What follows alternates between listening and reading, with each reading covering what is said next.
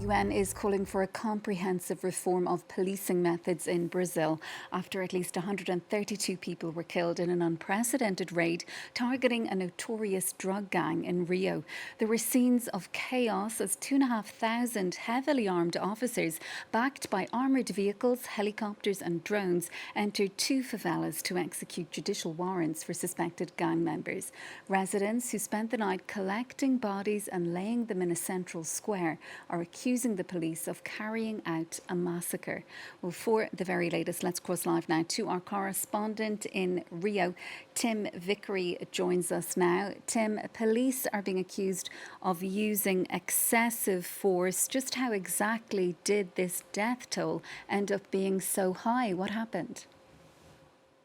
Well, the governor of Rio, Claudio Castro, right-wing governor, the man behind the operation, he and his staff are claiming that this was a complete success. That they had a strategy which they've been working on for a year, whereby they would force members of this drug gang to flee into the woods between two of the favelas. It's a traditional hiding place, but they'd set up an ambush there. Now, the official toll from the Brazilian government now, from the Rio authorities, is 121 dead, 4 of whom were police. And the Rio authorities are saying that the other 117 were all members of this drug gang, and that everything was done to limit collateral damage. So they are claiming success, and this will play well with many in Brazil. It's a society traumatized by the reality of urban crime, and many will think, well, the only good bandit is a dead bandit. On the other side of the line, you have two criticisms. One, was the objective of this operation to assassinate rather than to arrest? Was excessive force used? And Brazil's Supreme Court will look into that. Another line of criticism will say, well, how effective is this really going to be? Rio's governor is claiming, and his security forces are claiming, that this is the most successful, it's the biggest blow ever to the drug gang, the Comando Vermelho, the Red Command, in the organization's history. But critics will say, all right, over 100 of them have been killed, 90 rifles have been apprehended along with drugs, and 113 arrests have been made. But the drug gang will have the resources to replace all of those rather quickly. How much damage has really been done?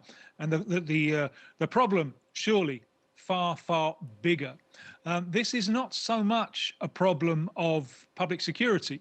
It's a problem of sovereignty, with the drug gang being able to take effective command of a number of areas in Rio and increasingly throughout Brazil as well, especially in these favela areas. Now, getting rid of this drug gang, who gave an impressive display of force with their reprisals yesterday, effectively shutting the city down. Getting rid of this drug gang will require much more than military-style police operations. So there are criticisms here on, there are those who see this as a huge success, and there are criticisms that this isn't particularly effective, that we're dealing with organised crime. It's far more effective to get a handle on the finances rather than kill the foot soldiers. And Tim, how has the Brazilian president been reacting to all of that? We've heard that he's horrified by the death toll, saying as well that the police in Rio launched this operation without notifying the federal government. Yes, he has said that. At the time of the operation, he was flying back from Malaysia. So he took knowledge of this early this morning, and he is perturbed by the death toll. Lula, always a consensualist, an attempt to build consensus. So he had emergency meetings with some of his ministers today, and he has sent a committee, including his justice minister, to Rio to meet with the governor, Claudio Castro, who's a political opponent. And at the moment, they are working hard to try and present a united front, to try and say all levels of the government need to be together in the fight against organised crime. Tim, thanks so much for all of that. That's Tim Vickery, our correspondent in Rio.